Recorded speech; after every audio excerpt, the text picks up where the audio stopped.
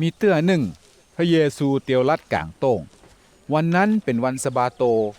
หมู่สาวกของพระองค์ใครอยากกินข้าวก็ปากันเด็ดงวงเข้ามาเก็ตกินกันเมื่อหมู่ฟาริสีหันเข้าใส่ก็ถามพระเยซูว่าพอฮั่นเหรอ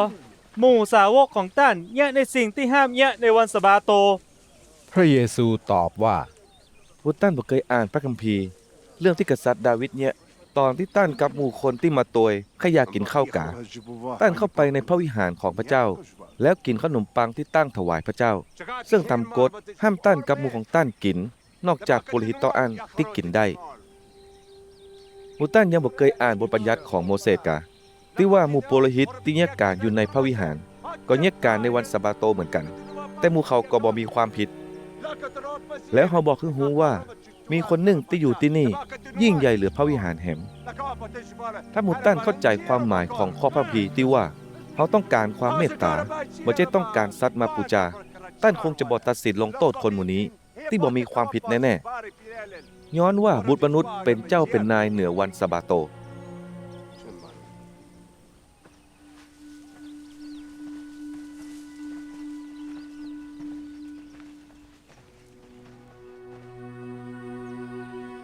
พระเยซูออกมาจากที่หั่นแล้วเข้าไปในธรรมศาลาของเจ้ายิวมีพระจายคนหนึ่งอยู่ที่หั่นมือเพิกหนึ่งของเขารีบเจ้ายิวบางคนได้ถามว่าห้ามรักษาคนเป็นพยาธิในวันสะบาโตก่อที่เขาถามเพื่อจะหาเหตุนาบโทษพระองค์พระเยซูก็ตอบหมู่เขาว่าถ้าคนใดในหมู่ท่านมีแกะอยู่ตัวเดียวแล้วแกะตัวนั้นตกลงไปในน้ำบ่อในวันสะบาโตเขาคนนั้นจะบ่ช่วยจักแกะขึ้นมาจากบ่อกาคนคนเดียวก็มีกล้านักเหลือแกะตัวหนึ่งหลายเต้าย้อนจะอั้นควรจะเงียบการดีในวันสะบาโตแล้วพระเยซูสั่งคนมือรีบนั้นว่าเหยียดมือของเจ้าออกมาเขาก็เนี้ยตัวตามแล้วมือของเขาก็หายดีเหมือนแฮมเพิกหนึ่งแล้วหมู่ฟาริสีก็เลยปากันออกไปวางแผนว่าจะฆ่าพระเยซูได้จะใดแต่พระเยซูหู้ตัวเหี่ยก่อนว่าหมู่เขาวางแผนจะเนี้ยอะหยังก็เลยออกไปจากที่หั่นมีคนเป็นจำนวนนักโดยพระองค์ไปพระองค์ก็ได้รักษาคนป่วยให้หายกู้คนพระเยซูสั่งห้ามคนหมู่นั้นบอกคนอื่นว่าพระองค์เป็นไผ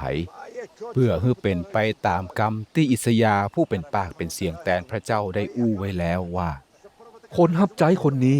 คือคนที่เฮาได้เลือกไว้แล้วผู้ที่เฮาฮักกับเปิงใจขนาดเฮาจะฮื้ออำนาจกับตั้นโดยพระวิญญาณของเฮาตั้นจะบอกเรื่องความยุติธรรมแก่คนกู้จาด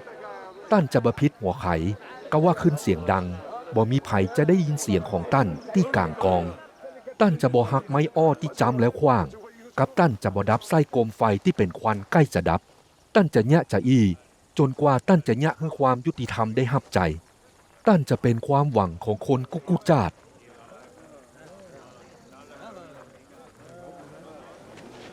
มีพระจายคนหนึ่งโดนผีเข้าเยี่ยให้เขาตาบอดกับเป็นใบบางคนปาเขามาหาพระเยซูพระองค์ก็ได้รักษาเขาให้หายจนพอหันกับอู้ได้เหมือนเก่า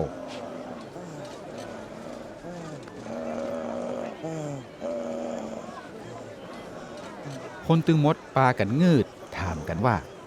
คนนี้เป็นบุตรของกษัตริย์ดาวิดได้กะเมื่อหมู่ฟาริสีได้ยินจะอั้นก็อู้ว่าคนนี้ไล่ผีออกได้ก็ย้อนว่าใจอำนาจของเบเอ็นเซบูลหัวหน้าผีพระเยซูหูกำกึดของหมู่เขาก็ตอบว่าอาณาจักรที่แตกแยกกันจะชิบหายเมืองใดก็ว่าครอบครัวใดแตกแยกกันก็จะตั้งอยู่บ่ได้เหมือนเดียวกันถ้าซาตานขับไล่หมู่ของมันเองก็เหมือนต่อสู้ตัวเก่าและอาณาจักรของมันจะตั้งอยู่ได้จะใดกับถ้าเฮาไล่ผีออกโดยใช้อำนาจของเบเอลเซบูลหมู่ของตั้นไล่ผีออกโดยใช้อำนาจของไผจะอ่านหมู่ของตั้นนั่นละจะเป็นผู้ตัดสินเรื่องนี้ได้แต่ถ้าเฮาไล่ผีออกโดยพระวิญญาณของพระเจ้าแสดงว่าแผ่นดินของพระองค์ก็มาถึงหมู่ตั้นแล้วก็ว่าถ้าไผสามารถเข้าไปปล้นเอาทรัพย์สมบัติในบ้านของคนที่มีกำลังนักเขาก็ต้องมัดเจ้าของบ้านที่แข็งแรงนั้นเหี่ยก่อนถึงจะสามารถปล้นได้ถ้าไผบ่ได้อยู่ฝ่ายเดียวกับเฮาก็เป็นศัตรูต่อเฮา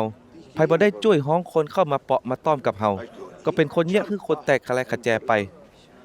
ย้อนจะอันเฮาขอบอกฮื้อหมู่ตั้นว่าความบาปกับกำหมิ่นประมาทพระเจ้าจะยกโทษฮื้อได้กุอย่างแต่พระเจ้าจะบ่ยกโทษคือคนใดที่อู้หมิ่นประมาทพระวิญญาณบริสุทธิ์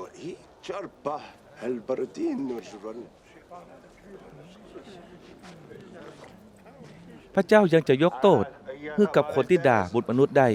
แต่จะยกโทษฮื้อคนที่ด่าพระวิญญาณบริสุทธิ์ตึงบ่ได้บ่ว่าบัดเดี๋ยวนี้ก็ว่าตลอดพ้นไปแผ่วยุคหน้า พระเยซูอู้แหมว่า ถ้าเก้าไม้ดีหน่วยก็จะออกมาดี ถ้าเก้าไม้บ่ดีหน่วยออกมาตึงบ่ดีเขาจะรู้ว่าเก้านั้นเป็นจะใดก็คือพอที่หน่วยของมันพระเจ้าเป็นคนที่เปรียบเหมือนงูพิษแล้วคนบดีนักอย่างเจ้าจะอู้สิ่งดีได้จะใดย้อนในใจเป็นจะใดปาก็อู้มาจะอั้นคนดีก็มีสิ่งดีๆในใจแล้วก็จะอู้สิ่งดีออกมาแต่คนบดีก็มีสิ่งบดีในใจแล้วก็จะอู้สิ่งบดีออกมาเหมือนกันเขาจะบอกท่านทั้งหลายว่าในวันตัดสินลงโทษบาปนั้นท่านทั้งหลายจะต้องรับผิดชอบในกรรมอู้ที่บ่มีสาระกรรมอู้ของหมู่ต้านจะจี้ให้หันว่าต้านจะพ้นโทษก็ว่าจะถูกตัดสินลงโทษ เวลานั้นมีหมู่ฟาริสีกับธรรมจารย์บางคนบอกพระเยซูว่า อาจารย์ขอตั้นเนี่ยหมายสำคัญคือหมู่เฮาหันกำหรอว่าตั้นมาจากพระเจ้าแต่ พระเยซูก็ตอบว่า มีก้าบุคคลบดีกับคนบ่ซื่อสัตย์ต่อพระเจ้าที่ห้องขอให้เนี่ยหมายสำคัญให้พอแต่พระเจ้าจะบ่แยกให้หันเนอนอกจากหมายสำคัญที่เกิดขึ้นกับโยนาผู้เป็นปากเป็นเสียงแทนพระเจ้าคือโยนาอยู่ในท้องป่าตัวใหญ่ถึง3 วัน 3 คืนจะใดบุตรมนุษย์ก็จะอยู่ใต้ผืนแผ่นดินโลกเป็นเวลา3 วัน 3 คืนจะอั้นเหมือนกันเจ้าเมืองนินาเวจะยืนขึ้นนาบโทษคนสมัยนี้ในวันที่พระเจ้าตัดสินโลกย้อนว่าเขาทั้งหลายได้กลับใจจากบาปเมื่อโยนาไปสั่งสอนหมู่เขาแต่ตอนนี้คนที่เป็นใหญ่เหลือโยนาอยู่2 หน้าหมู่ตันแต่ยังบ่มีไผกลับใจจากบาปสักคนแล้วในวันนั้นพระราชินีของตังใต้ก็จะยืนขึ้นนาบโทษคนในสมัยนี้ย้อนว่าพระนางได้มาจากที่สุดปลายแผ่นดินโลกเพื่อจะมาฟังสติปัญญาของกษัตริย์ซาโลมอนแต่บัดเดี๋ยวนี้คนที่เป็นใหญ่เหลือกษัตริย์ซาโลมอนอยู่ที่นี่แล้วหมู่ตันก็ไม่ยอมฟัง